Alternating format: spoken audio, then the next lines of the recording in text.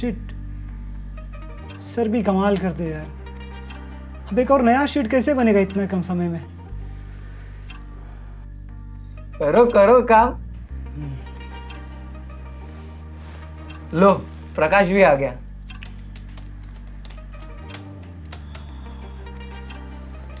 Thank God चाय आ गया।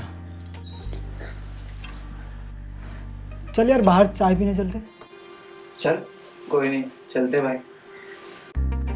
क्या हो रहा है? चले त्रिवेदी जी चाय पीने।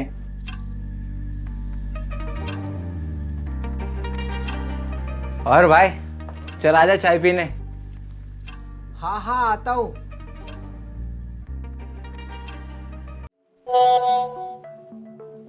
मुनव्वर फारूकी की जेल में पिटाई, हिंदू धर्म का अपमान करने का आरोप। अरे यार, ये हमारे धर्म के लिए कौन सी नई बात है जिसमें हमारी देवी देवताओं का अपमान ना किया गया हो। सही बोले सर। अब ये देखिए, कल ही की बात है, इंदौर के एक कॉमेडियन को पकड़ के सूद दिया। उस बेचारे की क्या गलती थी? औरों की तरह वो भी बहती गंगा में हाथ धो रहा था, अपना पेट पाल रहा था। ओ माय गॉड, में परेश रावल ने जो भी किया, कोई जाकर उसे सूते ना। पीके मूवी में आमिर खान के सीन पर हाँ थोड़ा बहुत हल्ला हुआ, मजाल है इन बड़े लोगों को कोई हाथ भी लगा दे। एक छोटे से कैफे में मिल गया तो पकड़ के सूद दिया उन्हें। ऐसे बचाएंगे हिंदुत्व को ये लोग। सब फेमस होने का नाटक है, जिससे थोड़ा हिंदू वोट बैंक बन जाता है इनका। एकदम सही बोल रहे हैं। अरे त्रिवेदी जी, आइए आइए, बैठिए बैठिए।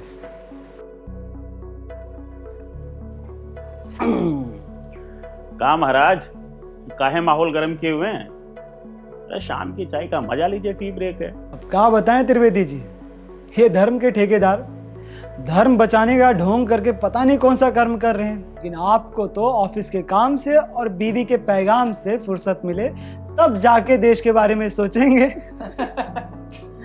अरे छोड़िए सर त्रिवेदी जी की, हम तो कहते हैं ये अपनी पहचान और वोट बैंक बनाने का ड्रामा है सब। अरे त्रिवेदी जी पूरी चाय पी लीजिए, चाय वाले ने बड़ी मेहनत से बनाई है। और हाँ, उनकी राजनीति ऐसी ही चलती रहती है, उन्हें जैसे हम मूर्ख नजर आते हैं।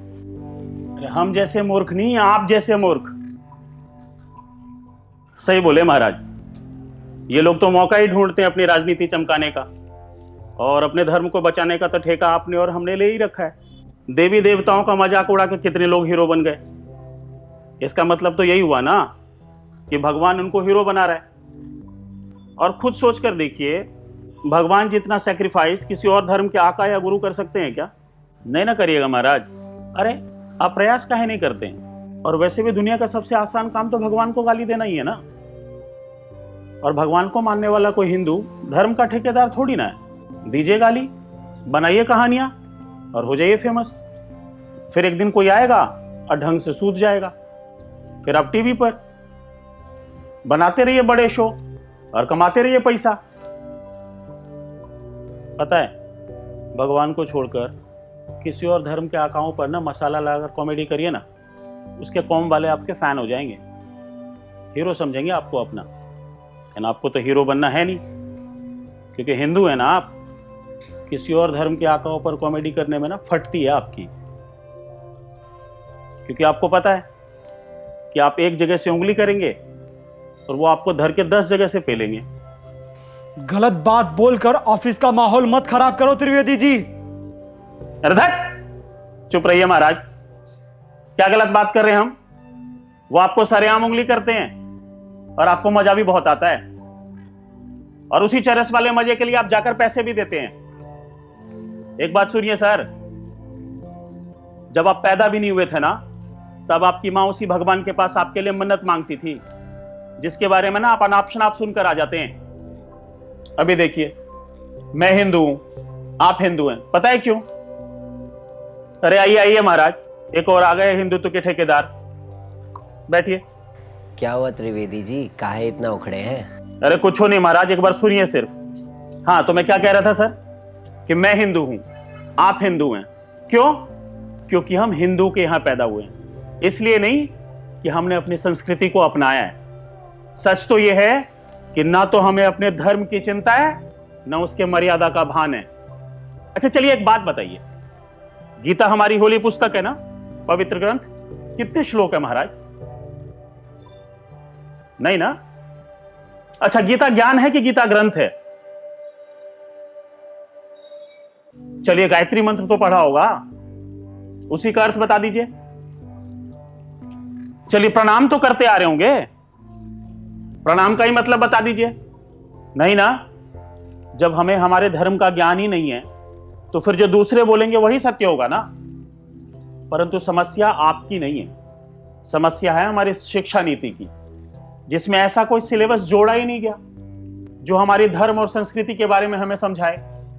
वहीं दूसरे धर्म में देखिए, जैसे इस्लाम में 5 वक्त की नमाज, कुरान की आयतें, सिखिज्म में गुरु ग्रंथ साहिब का पाठ, क्रिश्चियनिटी में बाइबल की रीडिंग, छोटे से बड़े तक रोज निरंतर स्मरण करते हैं। मैं किसी धर्म की बुराई नहीं कर रहा, केवल समझा रहा हूं कि आपके धर्म को जाने बिना कोई आपके धर्म की बुराई करता है और आप उसका साथ दे रहे हैं, तो कहीं ना कहीं आप अपने धर्म को ही अपमानित कर रहे हैं। और आप समर्थन कर भी किसका रहे हैं? उस व्यक्ति का जिसे हमारी गीता का ग नहीं पता और रामायण का राम नहीं पता। और पता है साहब, हमें आधी अधूरी शिक्षा दी गई है। हमें यह तो बताया गया कि अहिंसा परमो धर्मः, लेकिन उसके आगे आने वाला वाक्य हमें नहीं समझाया गया कि धर्म हिंसा तथैव च। क्यों? क्योंकि हम सहिष्णु बने रहे और लोगों को माफ करते रहे, और इसी सहनशीलता का फायदा उठाकर लोग हमारे देवी देवता और हमारे धर्म और पुराण का अपमान करके कौड़ियों के भाव हमारे सामने से गुजर जाते हैं। अगर आप इसका विरोध नहीं कर सकते तो इसका समर्थन भी मत करिए महाराज, क्योंकि आपको अपनी संस्कृति की शक्तियों का बोध ही नहीं है। बट मुझसे यह बर्दाश्त नहीं होता कि कोई हिंदुत्व को समझे बिना, हिंदुत्व के बारे में पढ़े बिना कोई भी नेता, कोई कार्टूनिस्ट, कोई कॉमेडियन या कोई लेखक हिंदुओं का अपमान करे और उसके आत्मसम्मान को ठेस पहुंचाए। और एक बात बताइए महाराज, जब आप अपने माँ बाप भाई बहन की बुराई किसी और से नहीं सुन सकते हैं, तो अपने भगवान की बुराई कैसे सुन लेते हैं महाराज? एक बार सोचकर देखिए कि जिसके आगे आपके पैदा होने से लेकर अब तक आपकी माँ ना रोज सर झुकाती है, आपके खुश रहने की दुआ मांगती है, उसी की बुराई आप पैसे देकर सुनकर आते हैं। क्यों? ताकि आपका मनोरंजन हो सके। जिसकी पूजा आप घर में रोज करते हैं, उसी के खिलाफ गंदी कॉमेडी फिल्मों में अप्रासंगिक सीन कैसे सहन कर लेते हैं महोदय?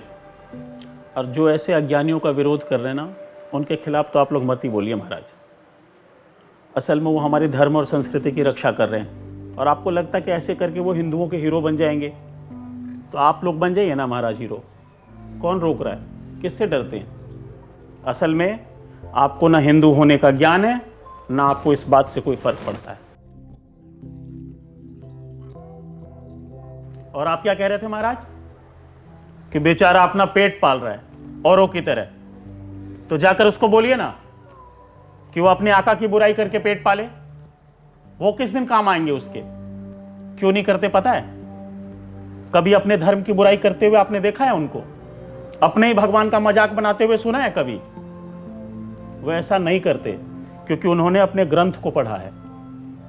और अगर वो ऐसा करेंगे, अपने ही भगवान का मजाक उड़ाएंगे, तो उनके खिलाफ फतवा जारी कर दिया जाएगा।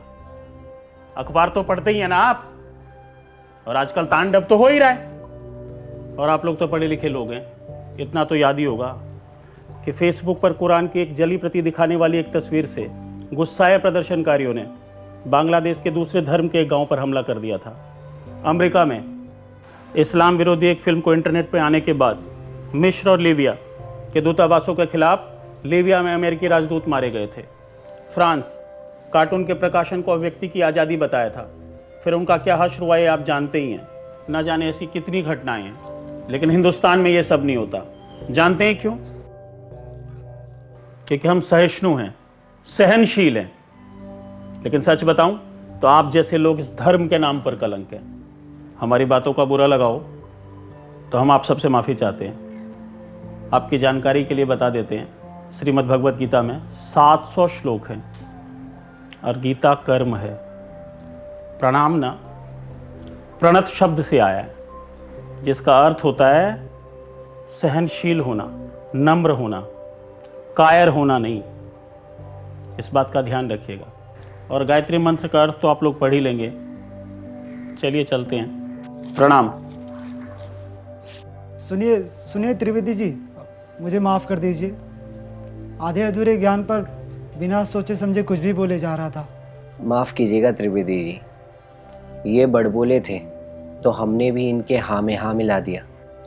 कोई बात नहीं महाराज, होती है गलती समझने में, लेकिन अपने धर्म और अपनी संस्कृति की पहचान हम सबको होनी चाहिए और दूसरों के धर्म की इज्जत और उसका सम्मान दोनों को ध्यान में रखना चाहिए। सही बोले त्रिवेदी जी आप।